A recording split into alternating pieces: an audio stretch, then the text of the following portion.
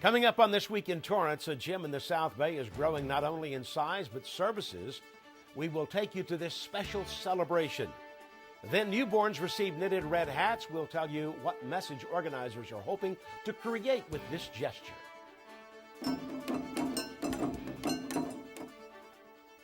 Plus, locals enjoyed a new genre of Japanese music. And Mardi Gras came early for locals fundraising for a great cause. These stories and much more just seconds away. Your local news starts right now.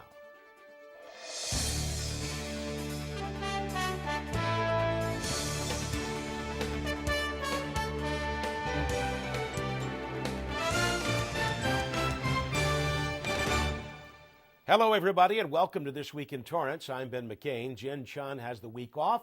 Thanks so much for joining us. Here are your top stories.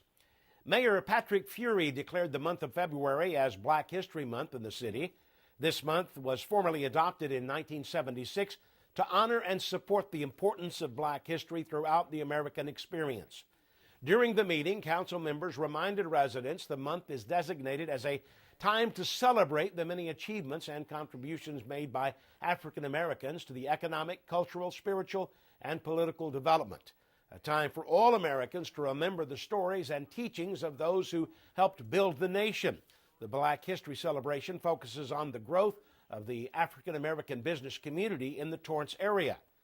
Torrance Area Chamber of Commerce and the City of Torrance encourages people to visit a local library, attend a cultural event, and share in experiences to continue to celebrate the history and culture of African Americans during Black History Month. Torrance Police Chief Eve Irvine shared information and insight on how officer-involved shootings are handled. The chief broke down the details about what happens after an incident occurs, including the 4 concurring investigations. The agenda item was brought to council to clarify concerns and questions by the public about the officer-involved shooting investigation of Christopher DeAndre Mitchell back on December 9, 2018. Irvine shared press releases that were sent out to the public after the incident and clarified information about Mitchell and the police officer involved. The chief revealed the two did have a dialogue prior to the shooting. Irvine says there were incorrect narratives being told. Investigations by the district attorney's office are still pending. Irvine says they do not want to release recordings or other information prematurely. She added videos from the body-worn cameras and officer names will be disclosed within the confines of the law. Community members did have the chance to speak on the item, including Christopher DeAndre Mitchell's mother, who asked for justice for her son. Many of the people who came to the podium asked to see the video of what happened that night. A project bringing a new daycare center to the city was approved. Torrance City Council unanimously approved a conditional use permit to allow the operation of a new child daycare facility on Hawthorne Boulevard, where El Torito Grill used to be. This allows for the construction of a new one-story, nearly 10,000 square foot building on Hawthorne Boulevard within the Village Del Amo Shopping Center. The project will build 10 classrooms and include indoor play areas. A 6-foot-tall solid masonry decorative wall is being planned around the perimeter of the playground with an internal fencing designed to separate the playground into 5 play areas. There's a need in the community for a daycare center like ours. It's state-of-the-art and very secure. We're going to be good neighbors. Representatives living near the site spoke out at the meeting and shared their concerns about parking, location to restaurants, and noise factors. City staff also conducted a noise study and looked into increase in traffic and found the business would not cause any significant impact. If you have any changes you would like to see made in Torrance, you can provide feedback to city staff directly. City officials announced plans to host 2 meetings to get input for the 2019 strategic plan. The focus groups will last for an hour and a half, and anyone interested in participating can register in advance. It takes place on February 28th from 7 to 9 p.m. at the Katie Geisert Civic Center Library and March 13th, 7 to 9 p.m. at the Torrance Airport Meeting Room. The strategic plan is a proactive statement of community goals for the future. The city has already randomly contacted residents asking for them to take a survey. If you can't attend a focus group but would like to participate, you can contact the Torrance Community Development Department. For more information, you can call 310-618-2552. Laid off aerospace employees received much-needed assistance recently. The South Bay Workforce Investment Board took quick steps to make sure the 560 aerospace employees who were laid off last month had hope in finding new employment. The board mobilized its rapid response team and provided immediate help through its one-stop business and career center and hosted a hiring event at the Hawthorne Memorial Center that helped more than 200 people who had been displaced. There were 35 regional aerospace firms and agencies such as L3 Communications, Northrop Grumman, Raytheon, and Lockheed, to name a few.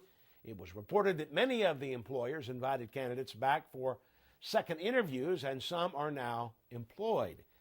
The SBWIB operates 4 one-stop business and career centers that provide no-cost job search services for job seekers and business services in 11 South Bay communities.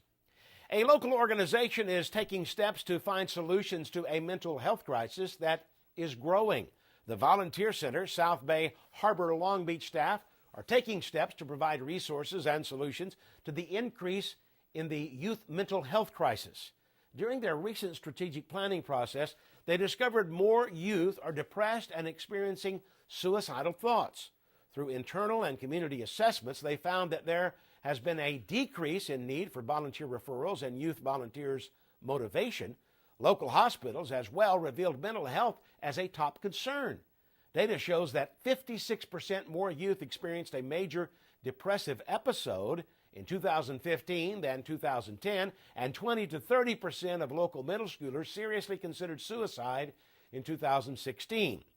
Through panels and public events, staff look further to find the causes, and despite many, they are focusing on screen time and social media addiction as the top factor.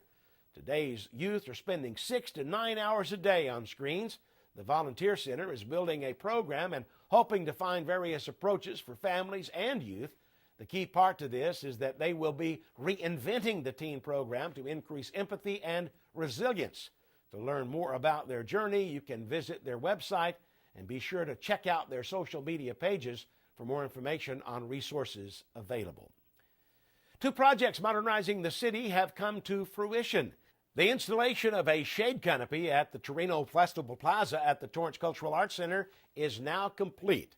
The 14,000 square foot plaza is an outdoor setting for festivals, performances, exhibits, weddings, and other special events. The purpose of the canopy is to keep the sun out and cut down wind during events that take place there. Other features include lighting with a dimming effect along with audio, and the fountain in front of City Hall is now flowing with water.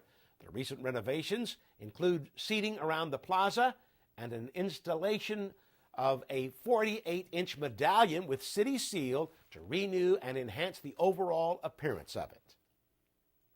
Torrance police officers are taking steps to combat illegal dumping.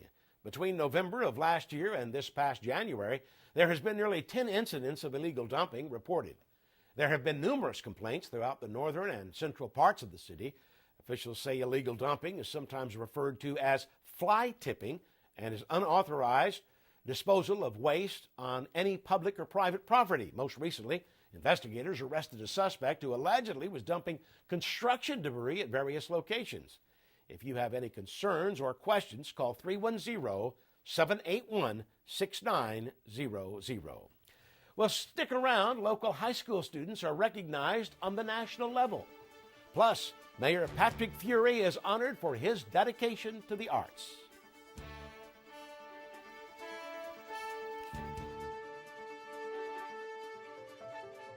So we were walking to school. At the corner, we waited for the traffic light. I started thinking about lunch.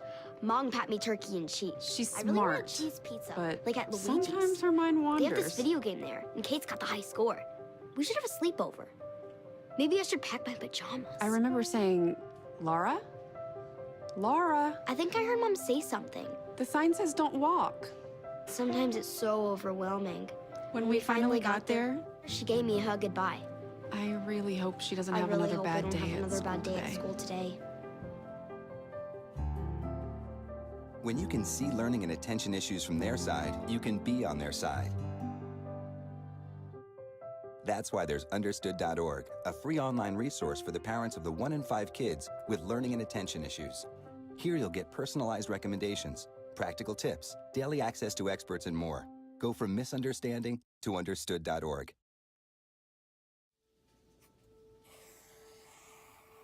Dad? Just 1 minute, okay?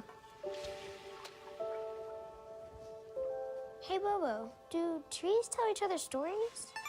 I'm sorry. I'm afraid I don't know that. Hey, why don't we go find out?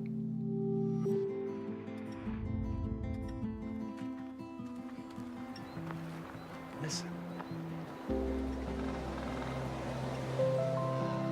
Do clouds take naps? I couldn't tell you.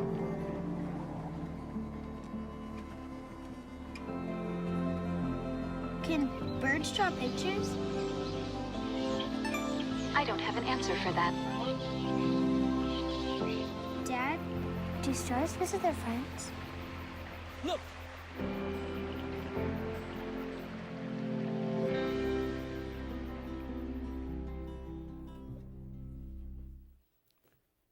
A natural gem in Palos Verdes is growing while continuing serving the South Bay community in many ways.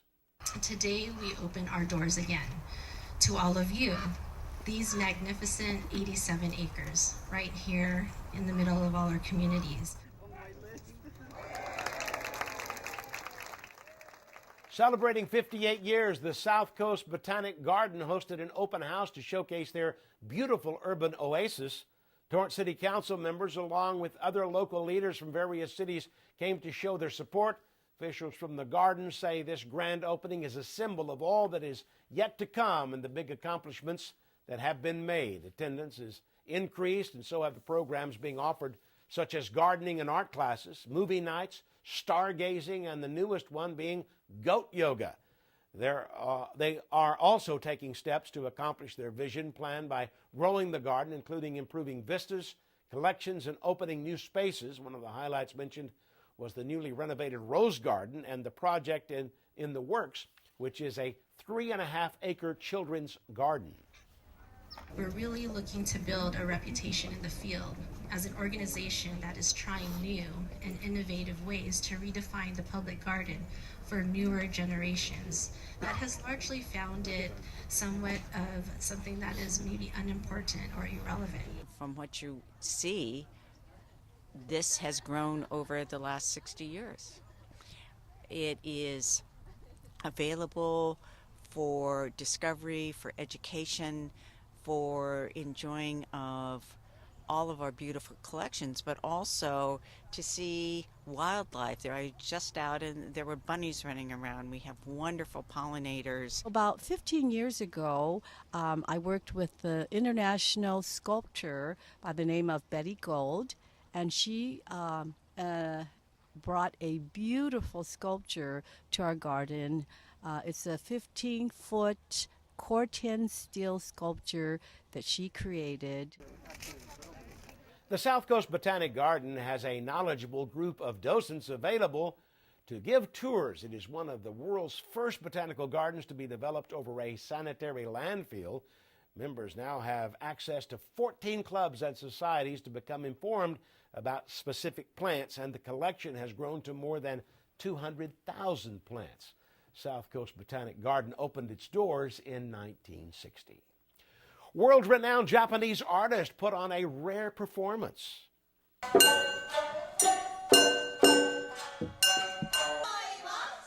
The Harmonious Tunes filled Ken Miller Recreation Center. The audience was able to enjoy a rare opportunity to watch Yamatogaku that featured prominent Japanese artist Yamaosho on shamisen and Katada Shinjiro IV on percussion. Both masters come from Japan to introduce this new genre of music to people in Los Angeles and to perform alongside local musicians who are studying the music. Yamatogaku is a modern take on Japanese classical kabuki music that features singing and percussion. I'm so excited that they came over, and then also two major groups here together performing. The event was hosted by the Fuji Japanese Music and Yamatogaku USA, which is a California-based kabuki-style music troupe. Mardi Gras festivities came early in Torrance. A bit of New Orleans was brought to life at Torrance Memorial Medical Center as part of the hospital's Young Physicians and Professionals Alliance 4th annual Mardi Gras-themed casino night fundraiser. Dressed to impress people enjoyed Creole fixins, hurricanes, and king cake, and the night would not have been complete without some gambling. I would say that one of the most exciting things about being a part of YPPA is that we bring together physicians and professionals to really help further the mission of the hospital and to really make it more of a community organization. So it really is fun to join. We have a good time and get to dress up in garb every once in a while. So really appreciate it. It's near and dear to my heart. I was born here. My mom's been a nurse here for about 30 years. I've worked here 7 years. My sister works in the pharmacy here. She's been here about 3 years, so it's kind of a family affair. All these people are my friends. I love them to death. The Alliance was established to bring together young physicians and professionals in the South Bay to engage in dynamic social gatherings while also increasing the support for Torrance Memorial. It has also helped sponsor events and assist the mother-baby postpartum, neonatal ICU, and pediatric departments in many ways.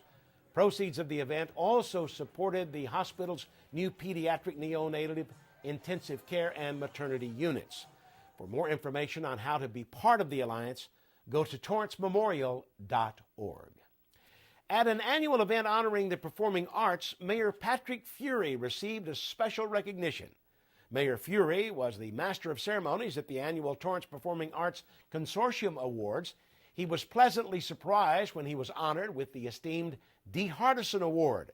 Named after former mayor of Torrance, D. Hardison, in 1999, the award was created to recognize the former mayor's support for the performing arts in Torrance. Hardison contributed to the local visual and performing arts. The prestigious award is given annually to an individual or organization that has made a unique and valuable contribution in support of the performing arts community. And speaking of awards, 5 prominent women in the South Bay were honored recently for their leadership in business and the community at large. Torrance City Cable reporter Michael Patterson shows us how these women were celebrated for their achievements. I think women inspire each other to do more in this community. Donna Duperon, president and CEO of the Torrance Area Chamber of Commerce, echoed the spirit of the weekend luncheon to inspire and empower as female leaders were honored at the annual Women's Leadership Luncheon. These awards are really important to the community because, number one, it shows the role that women play, not only at their business, but giving back. This year's award winners were selected from a pool of over 25 nominees and were chosen because they inspire others to give back to the community. One such winner is Terry Nishimura, founder and CEO of the Pediatric Therapy Network. To have this be a women in business luncheon and to be honored, you know, it's humbling because when I look out and I see all the faces, there are so many other deserving women. But I think this is what makes the South Bay such an awesome place to live. So I hope that today I was able to inspire some people to give a little bit more, to help out more. Other winners, like Barbara Graham, the community relations manager for the Torrance Refining Company, think events like these can encourage the next generation of female leaders in business. I think we're seeing it more and more, that women are at the forefront of businesses, and I think that it starts at a young age. The more that we can do with community outreach, teaching girls to be leaders, I think that's just better for the whole community and our economy. Although the event was focused on honoring individual women, the winners came away glad that they have the platform to impact others and encourage change in the greater South Bay community.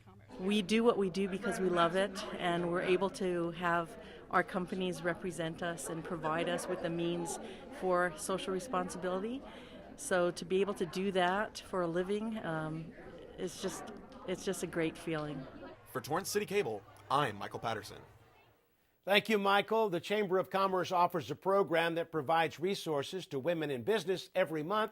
To learn more, visit the Torrance Area Chamber of Commerce website.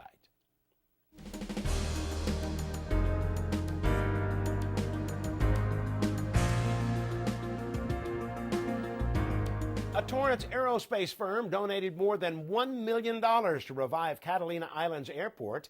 Ace Clearwater Enterprises donated $1.5 million towards the cost of runway repairs at the Catalina Island's airport in the sky to help the Catalina Island Conservancy replace the aging asphalt. The project was launched in October with an estimated cost of $5 million. The airport in the sky opened in 1946 and provides air access to Catalina Island for first responders, travelers, residents, and businesses. Ace Clearwater Enterprises is a family-owned business. 2 Honda models receive awards by a renowned car company. The 2019 Honda Accord and Odyssey have earned 2019 Kelley Blue Book 5-year Cost to Own Awards for the lowest projected cost ownership in their categories. Accord won in the mid-size car segment and the Odyssey with the minivan category. The awards honor new cars and brands luxury and non-luxury. Factors such as consumers' budget, including financing and insurance, are taken into consideration. Honda has been producing cars in America for more than 35 years.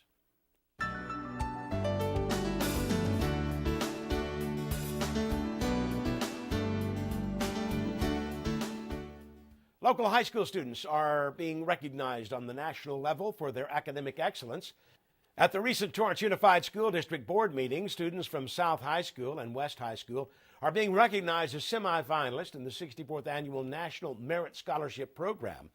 The talented high school seniors have the opportunity to continue in the competition for nearly 7,500 National Merit Scholarships worth more than $32 million that will be offered next spring. To be recognized for this honor, semifinalists must fulfill several requirements to advance to the finalist level of the competition. Scholarship winners are chosen based on their abilities, skills, extracurricular accomplishments, and potential for success in college and beyond.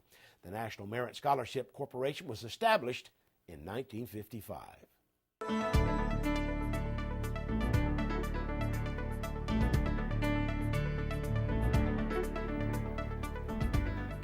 Newborns at Providence Little Company of Mary Medical Center were ready to go home while wearing something special. In honor of American Heart Month, newborns wore red knitted hats that were made by volunteers. The red hats spread awareness as part of the annual American Heart Association's Little Hats, Big Hearts program. It aims to raise awareness of heart disease and congenital heart defects, which is the most common type of birth defect in the country. Also raise awareness for new moms and their heart health, particularly drawing attention to women's heart health, the specific factors that women have when it comes to heart disease, and how they, as the lead for their family, often are the ones in charge of taking care of health for their whole family, and sometimes they themselves forget and neglect their own personal health. I've made over 300 in the last maybe year and a half. I wish I know that they would know that I've tucked in a little love. Last year in 2018, we delivered over 2,700 babies, and we screened all of them for the congenital heart disease. So we are really doing what we can to partner with the American Heart Association and our community to keep all of our families healthy. Providence also gives babies with the first 24 hours a congenital heart screening. The American Heart Association will deliver 250 of the little red hats to both Torrance and San Pedro hospitals. Providence Little Company of Mary is among 30 hospitals that will be participating. The program provides hats to hundreds of thousands of newborn babies in 40 states across the country. Little Hats, Big Hearts started in Chicago in 2014 with only 300 little hats.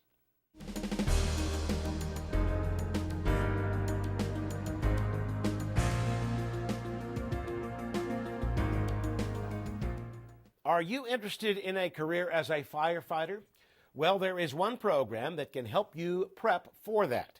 Torrance Fire Department is currently recruiting for the Auxiliary Firefighters program. Participants are expected to commit 1 year of volunteer service that are 3 24-hour shifts per month.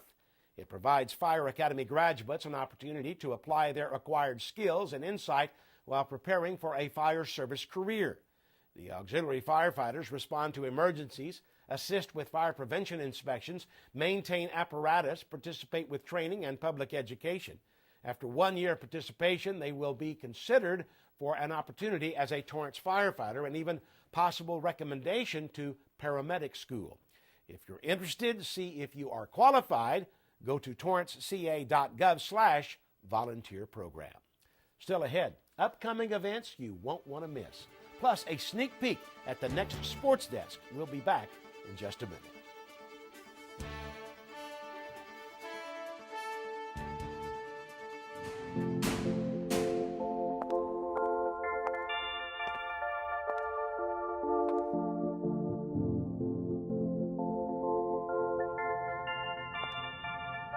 You can't sit here. Don't add her to the chain. It was just a joke. We're not friends. Why are you talking to me? He started it. She's so gross. Lame. Loser. Weirdo.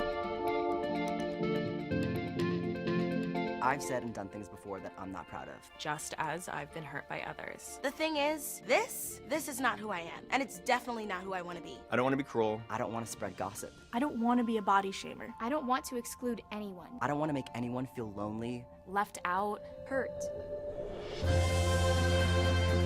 We have the power to be more. We can create a kinder world. It's not that hard. We just need to stop. take a moment, and consider others before we speak. And before we act, be more. Be more. Be more.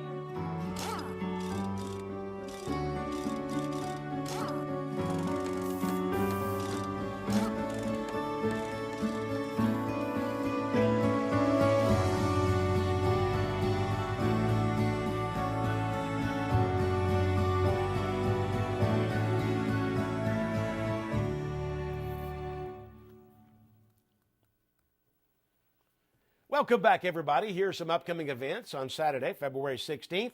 From 10 a.m. to 4 p.m., you can check out more than 150 beautiful quilts on display by the South Bay Quilters Guild Show.